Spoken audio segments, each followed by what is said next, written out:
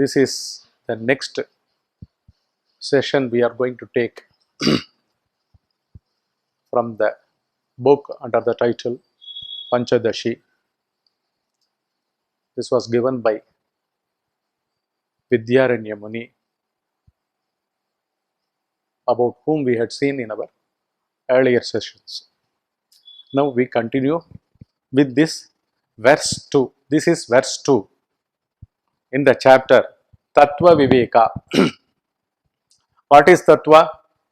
Tattva is nothing but reality, the truth, the self, the Godhood, everything, whatever that denotes, whatever that is getting embodied during our deep sleep state. Because in deep sleep state, there doesn't exist anything of this cosmos to the level of a man, the sixth sensed man. He ceases to exist. There no one exists, nothing exists, but still that existence was real, and that was undergone by a man as his deep sleep state. He enjoys supreme bliss, supreme happiness, unalloyed happiness during his deep sleep state. We are now going to see the verse number 2. This discussion about the discrimination of truth, Brahman, from untruth is being initiated for the easy understanding of those whose hearts have been purified by service to the pair of lotus feet of the self-realized Jnani. Self-realized. And those whose hearts have been purified. Who are those? Who are those whose hearts have been purified? See, this complete manifestation along with the all living organisms, including man, they are all displayed as a hardware phenomena. Hardware phenomena. They are not software. They are hardware phenomena. These hardwares, they come into existence during waking state and deep sleep, during waking state and dream state for men. For men, these are the two states in which they display their feelings, their dreams in the form of perceptions, sensations, and especially during the waking state, they feel that they are born in a place, they are born in this cosmos, they are one in this cosmos. They identify this cosmos as their living place, their place of birth, wherever the city or town or the country may be. So they are feeling this innately.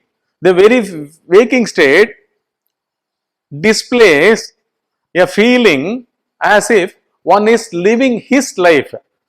His life is identified with his physical body. Like this, only the hardware part of this whole program called cosmos, the cosmic mind, only the hardware goes on changing. The software, what is that software? The cosmic mind. The cosmic mind is, at any point in time, it doesn't have a form, it doesn't have a name, though it has within it, but only in the effect, after the display, after it is getting expressed in a name and form, one can have a perception about it. For me to think in this body as a thinker, first I am holding in my mind this very measured physical body as me. That identification should take place. Like this, We have been here in this cosmos beginningless, middleless, as well as endless. In these several incarnations, we have been undergoing several births after births, and each is ending with only the physical body vanishing from the existence. Physical bodies dying in the existence, and again this physical form goes away. The hardware part disappears, and from the software there comes, the software contains timelessly all the registrations as one's experiences. One's experiences are all having its recorded, complete record of one's experiences are stored in the mind. Which mind? There is only one mind. And in the same mind, I am now talking to you as if a separate entity. How does a word can be spoken? How does it spoken? How does one speak? How does one speak? Because the invisible part, the software is always working. Like this, we have been here, and for some of whom this intellect, where having taken birth, having expressing everything through their jnana indriyas, the powers of senses and the karma indriyas, it is getting expressed. And in the process of experiencing, their hearts have been purified. Some of them, their hearts are getting purified, and especially how the purification takes place in some ester births, in some previous incarnations.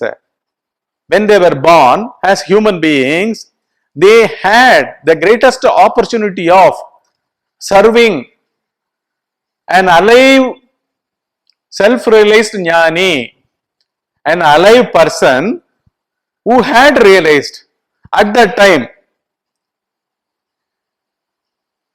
while this man was existing in his previous incarnation as somebody, some X, some Y, at that time he did the service, selfless service. To whom? That self-realized person. The moment if something is done to a self-realized person, because he is the supreme Lord himself as manifested as that form. So for such a kind of person, if any service was done in our earlier births, earlier incarnations, the effects, the fruits of those services give rise to auspicious vasanas. Auspicious vasanas are given rise here in this birth, thereby they are seeking the very truth itself. Only auspicious vasanas give rise to the seeking of the truth, the reality, the self. Otherwise, one just can't know by himself. So when he gets this seeking in him, why he is seeking now the truth itself? Why he is seeking God? Why he is searching for God here in this world, having taken birth? How come he come to this point of seeking the very God himself? Because of his prior vasanas.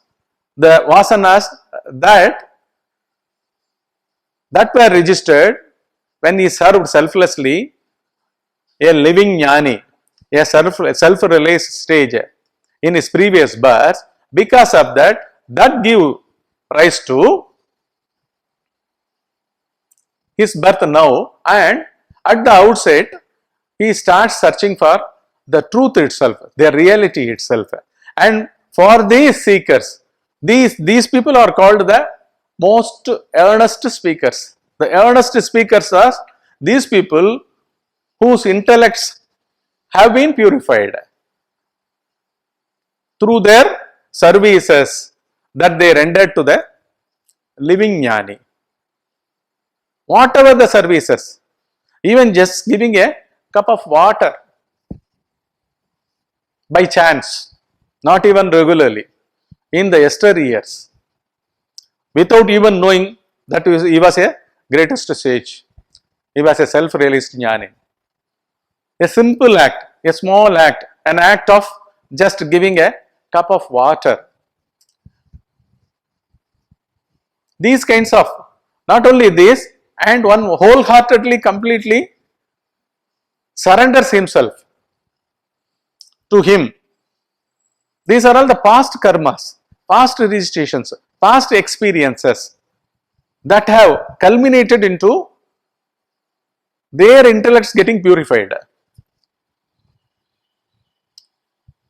These people are called the earnest seekers. What they seek, they are searching something which is not lying outside of this, outside of his body. It's not existing outside in this world, this cosmos at all.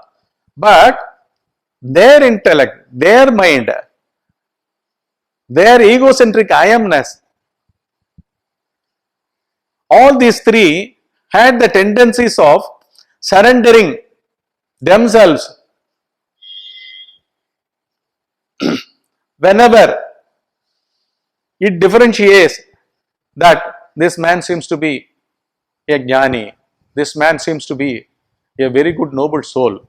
So let me give all my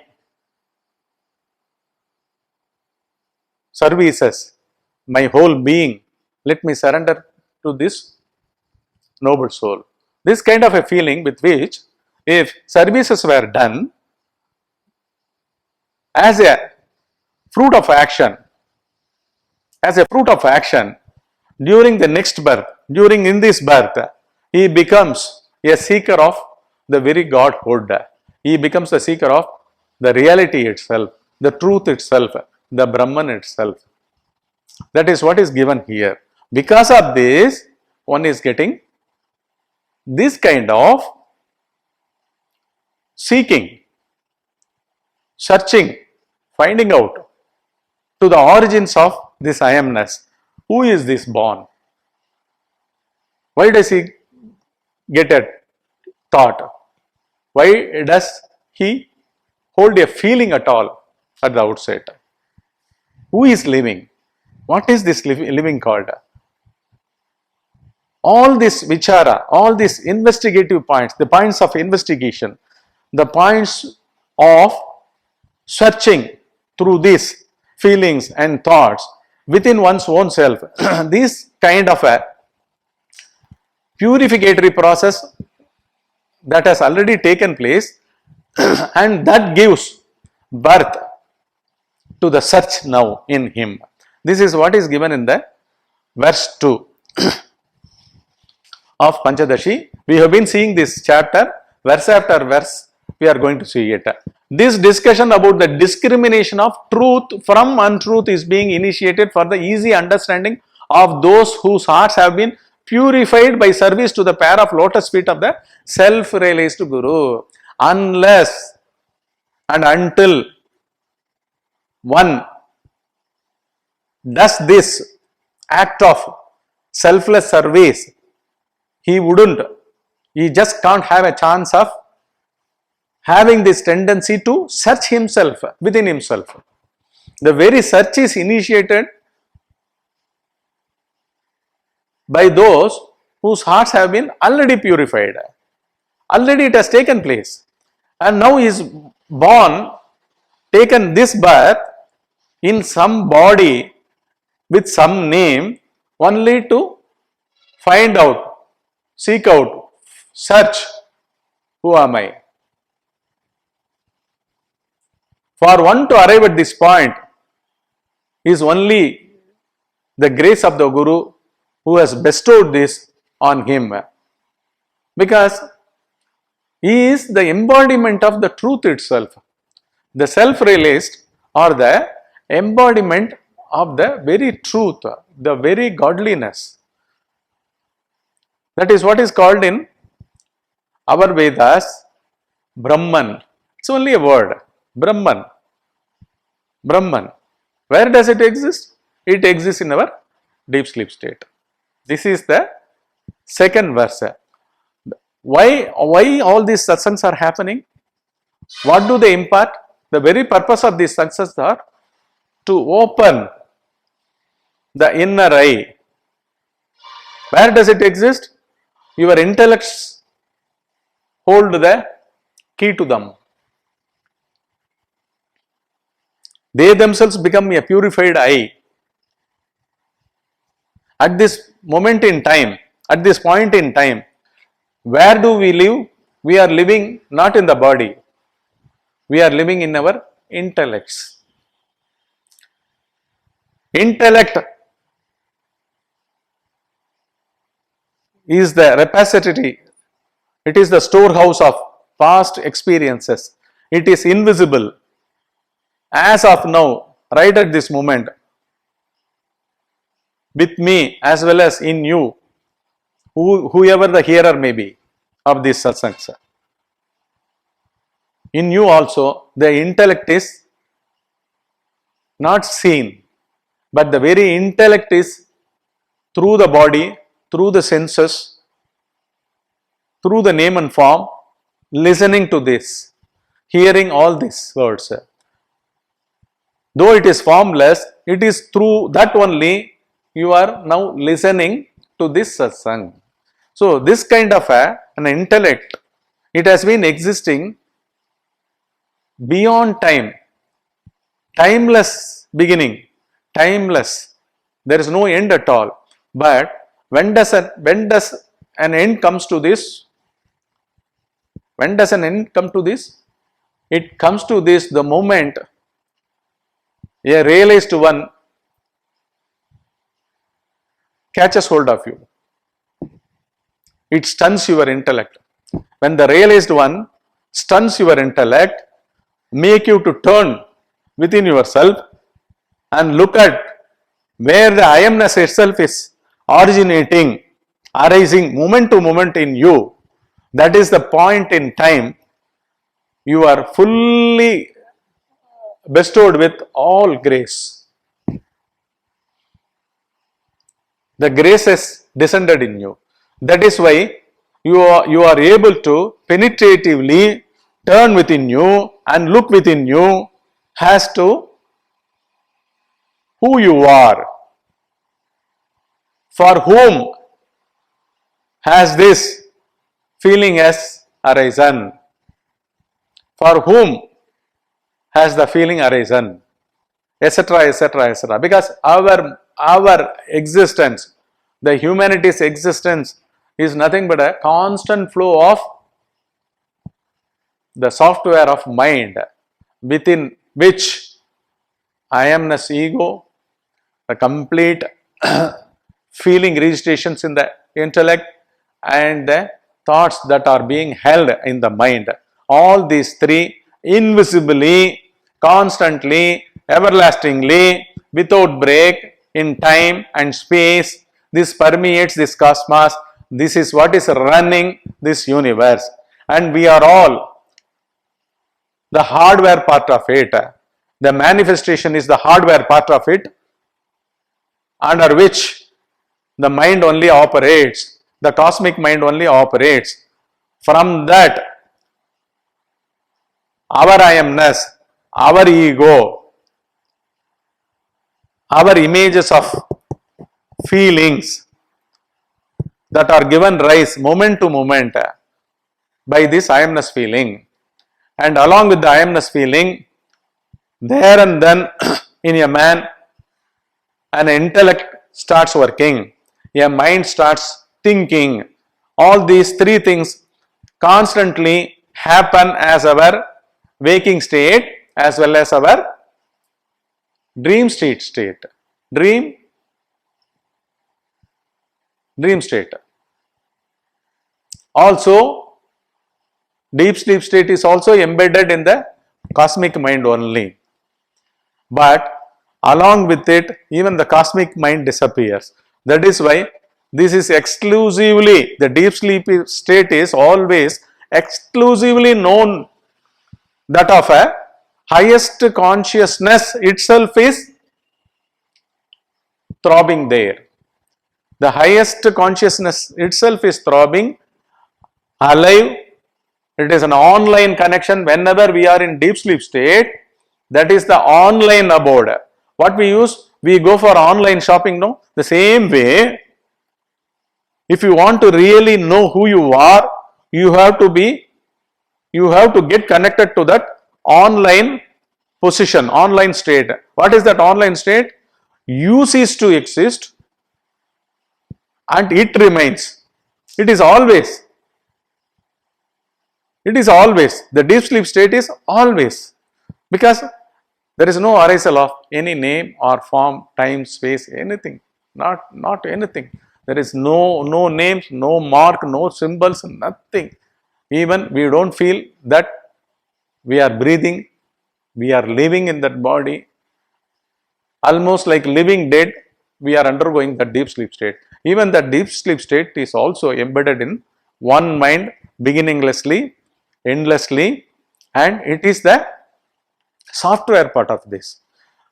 So in this, one's heart has got purified. One's heart has got purified, and by this effect, he takes this birth and he starts searching for the truth within himself. This is what is the grace that was given by the self-realized sage, for whom he did selfless service, who this seeker of this birth has done already a fantastic service. That is why he is now endowed with the grace of the auspicious vasanas are got awakened. The auspicious vasanas got awakened and he started searching within himself. With this, I will end this. We will go into the next session with the next verse.